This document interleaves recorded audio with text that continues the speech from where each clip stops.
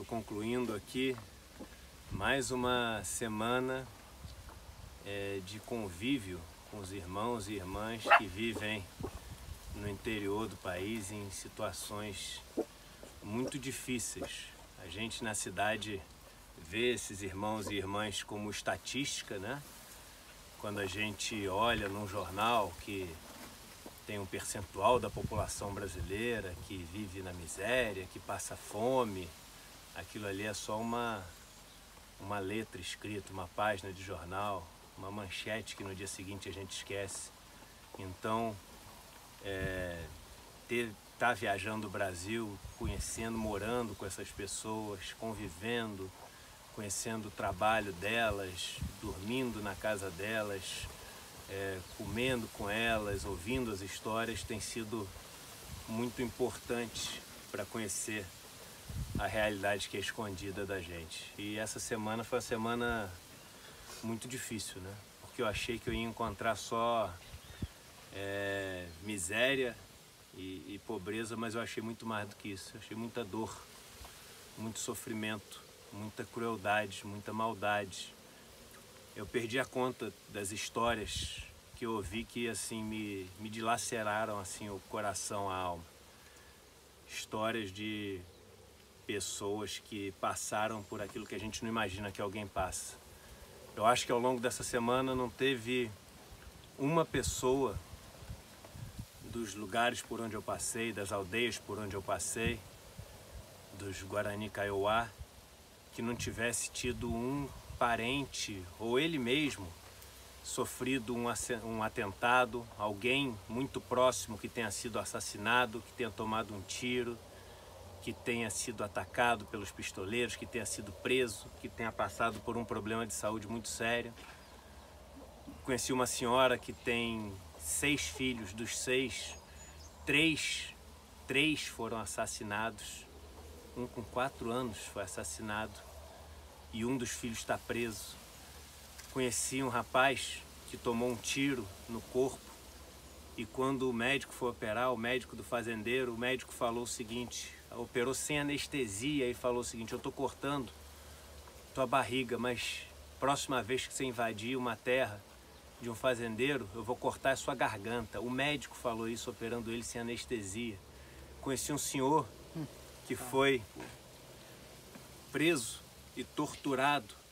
Durante 1 ano e meio ficou preso, correntado pelo pescoço, segundo ele, igual um bicho do mato que você pega. Prenderam a esposa dele, torturaram para ela acusar que era ele que tinha matado um pistoleiro, só que ele não tinha feito nada. A esposa não aguentou a tortura, tudo que ela passou e morreu depois. E esse senhor, depois de 1 ano e meio, foi inocentado. Inocentado depois de 1 ano e meio sendo torturado, preso nas condições igual um bicho. Um menino de 14 anos que foi morto com um tiro na cabeça porque estava pescando no lago de um fazendeiro e o pistoleiro mandou ele sair e ele disse que não ia sair, que ia pescar e o pistoleiro deu um tiro na cabeça dele. E as histórias não param, as histórias elas seguem, em cada lugar que você passa é uma história diferente. As casas, elas não têm água, as casas não têm luz, você não tem banheiro, saneamento básico nas casas, vários lugares o que tem para comer é um prato de arroz, quando com muita sorte com as costas da galinha. E as pessoas, quando nessa condição passam um problema de saúde, elas não têm atendimento médico, elas vão com uma pedra na vesícula, com um problema sério no posto de saúde, e o médico, como quando vê que é um índio na cabeça dele, ele dá uma dipirona para passar a dor de cabeça. E aí, meses depois de um problema sério, tomando remédio para dor de cabeça, quando ele volta, o que ele recebe é um atestado de que ele está com um problema sério, que tem que fazer uma colostomia ou que tem que abrir para não morrer na hora ali.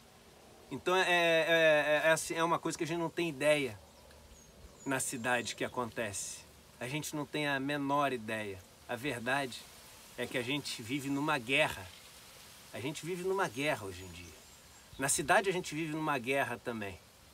E a gente não percebe que está na guerra porque as propagandas da televisão não deixam a gente perceber, as notícias no jornal não deixam a gente perceber. As notícias na rádio não deixam a gente perceber, mas é uma guerra. E o único pedaço que não está em guerra, que é o pedaço que a gente cuida um do outro, através da seguridade social, através de um sistema de saúde, através de um sistema de educação. O único pedaço onde o Estado cuida, onde a gente cuida um do outro, a gente está querendo acabar com esse pedaço. E a gente está escolhendo viver só na guerra.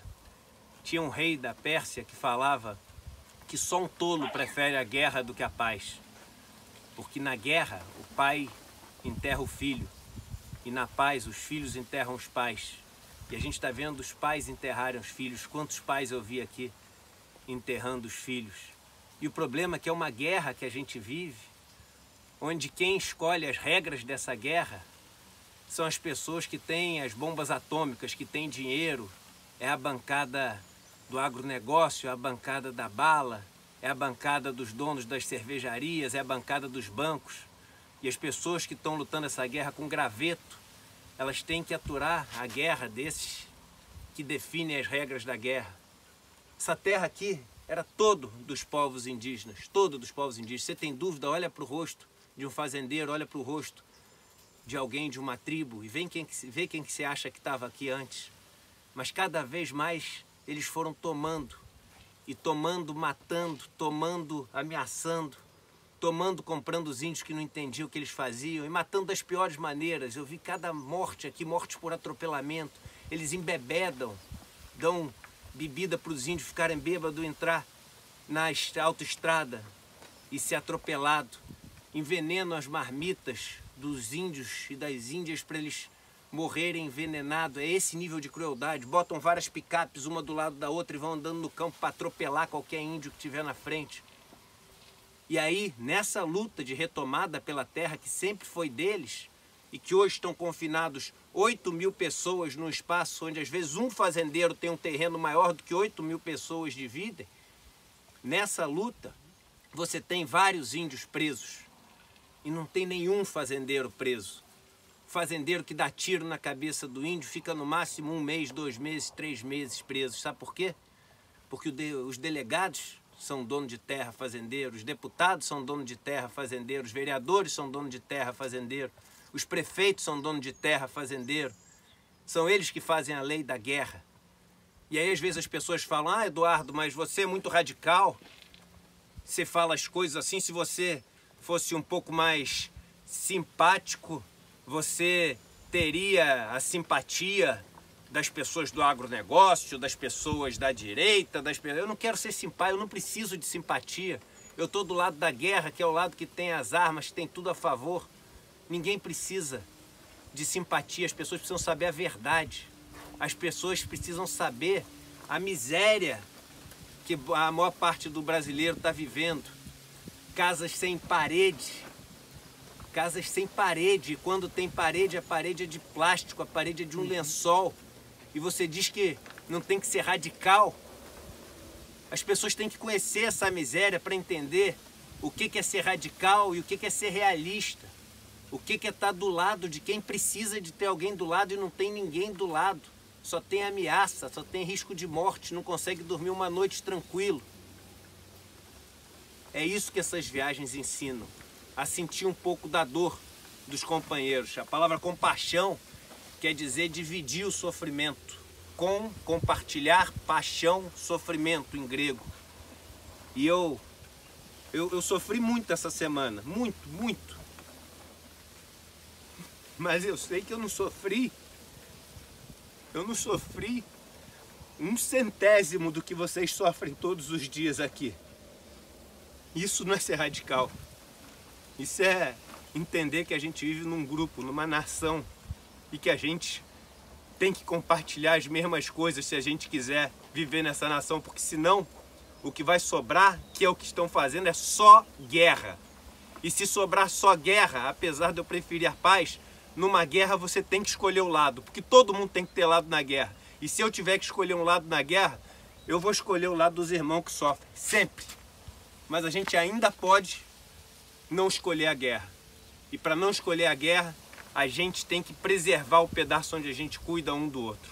E eu agradeço por essa lição de vida que eu tive com vocês e prometo que eu vou sempre, mesmo não tendo a simpatia de ninguém, mesmo sendo chamado de radical, mesmo sendo ridicularizado por um monte de gente, eu vou estar do lado disso que eu vivi aqui, porque ninguém merece viver isso aqui. Eu te agradeço, de coração, viu, irmão? A gente tá junto aqui. Viva!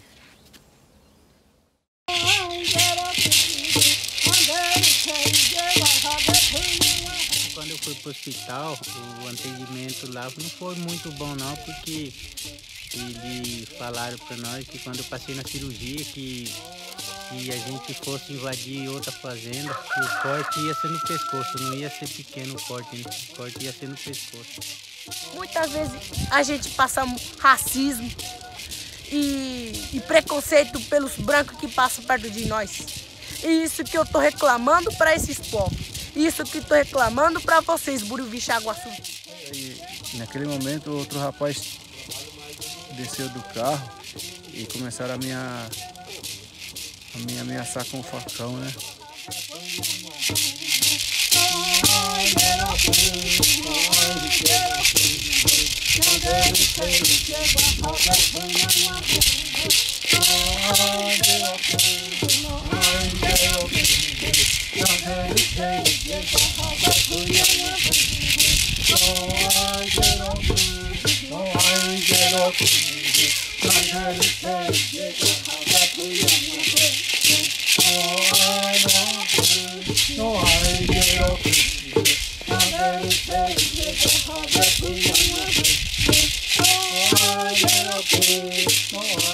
E onde as famílias vivem aqui em condições que são condições muito difíceis e que realmente impressionam assim, pela falta de estrutura.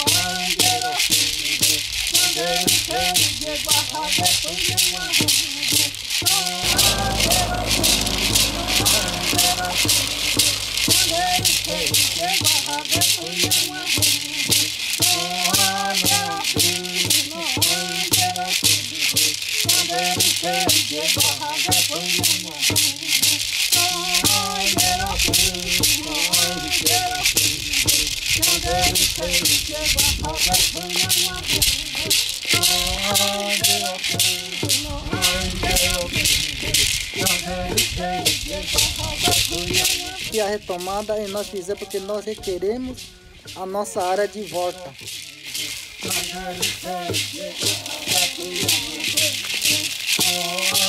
Viva! Viva! Demarcação! Aqui, ó.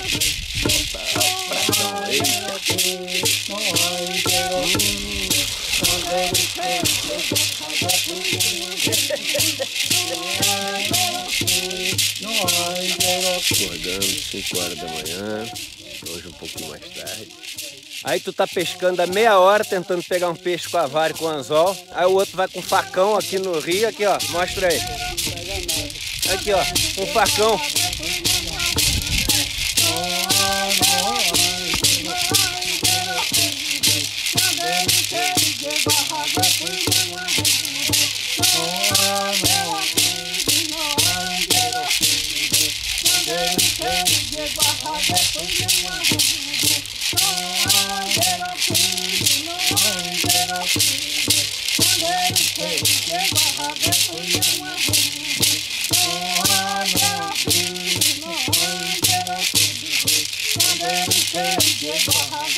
Age pelo menos só uma vez, age.